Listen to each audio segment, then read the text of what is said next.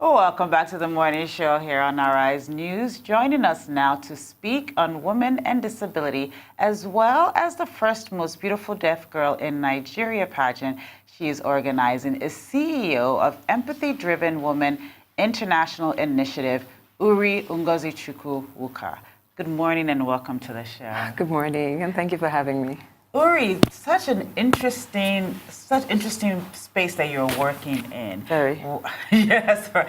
Working with people with disability is one thing, but you're also working with people, especially women, yes, with disabilities, exactly, and that are being affected. So tell me, what led you to this work?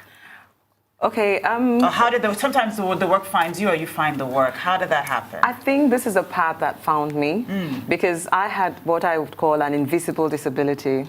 When I gave a TED talk, I talked about disability, and disability basically is something that stops you from doing what other people would normally, like do with ease.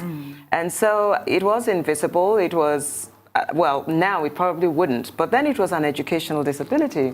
Because it took me quite a decade, actually, to get into the university.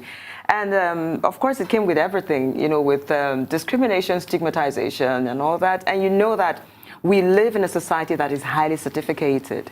And so having a university degree is so huge. And if you didn't have it, that was like, you're like a girl that's been raped. And no amount of efforts that you put in, and if you're not getting anything out of it, nobody really wanted to know. One, because you're a girl.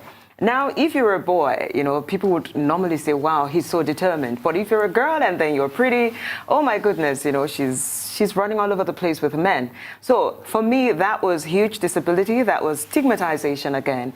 And so I know what it is, to have a song in your heart and you can't sing. So I really know what it is, to want to run, but you can't run. And I felt that when I had gotten past all that, I just had to tell the story in one way or the other.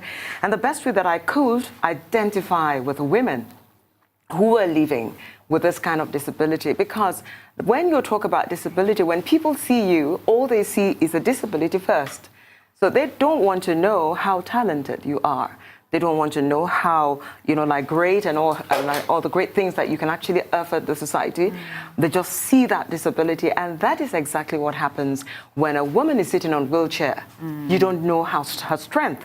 You don't know her beauty, her grace, and her intelligence, and what she brings to the table. That because she's living with a disability does not mean she is a liability. So that is, what drove me into it, and that's why I'm here. So let me understand. So I know you work with women with disability. One of the things that the United Nations has talked about is actually so many of the SDGs. The SDGs. We have the SDGs, but also too the UNFPA was actually talking about some of the things the challenges that women with disabilities have. Obviously, sexual violence is one of the things much that aggravated. We deal with. And then also we've talked about, we've seen just the awareness of sexual violence in our society. I mean, 1 out of 4 women talk about being sexually violated in one way or another. How prevalent is this among women with disabilities? I would say that if it's 1 in 4 women living with disabilities, that is just... Will I just call women it that? That have been sexually assaulted. So yes, when it comes to women with disabilities, it's a lot higher. In fact, working with these women, a lot of them are single mothers. And some people ask me, why do they have kids if, they can't walk and they can't talk and they can't see? And I ask them, how do you scream when you can't talk, when you're being raped?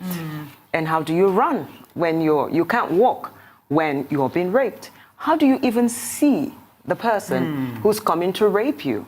You understand? So when it comes to sexual violence amongst women with disabilities, it's not 1 in 5.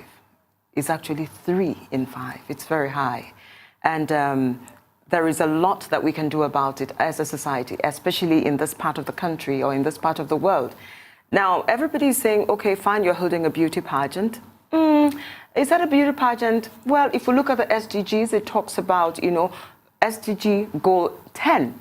Talks about totally eradicating inequality and then ensuring social inclusion, social participation, and social interaction of all persons living with disabilities. So how are you going to ensure social inclusions? We are already advocating for employability, to make sure that if you have to employ the woman living with a disability, you have to take a lot of things into consideration. All right, so I know people are at home or watching and they're saying, who is this lovely lady with the crown on her head? So can you tell us more about her and the work and the pageant? The pageant, okay. Now, we are organizing the very first most beautiful deaf girl in Nigeria, but then Miss Deaf World is an international pageant. It's been going on for 19 years. And so this pageant has been going on? Not in Nigeria. Okay. So this is the first, because every year we keep getting invited, but we're never able to go because we didn't have the platform. And so we're just creating that platform. So there's Miss Deaf World, and there's also Miss Deaf International. There's also Miss Deaf Africa. Okay. So who is she and tell us where she's from? Okay, this is Fumilayo Ogundari, and she's representing Miss Southwest.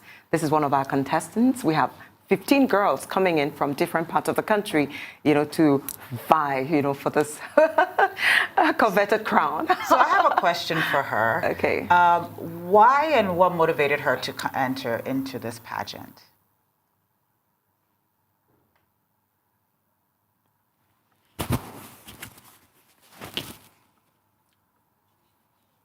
I want to join. I want to be part of this pageant because I know that deaf people can, and I want to show the world my ability. Wow. And is this the first time you've had the opportunity to enter into something like this? Yeah, I was involved in last year.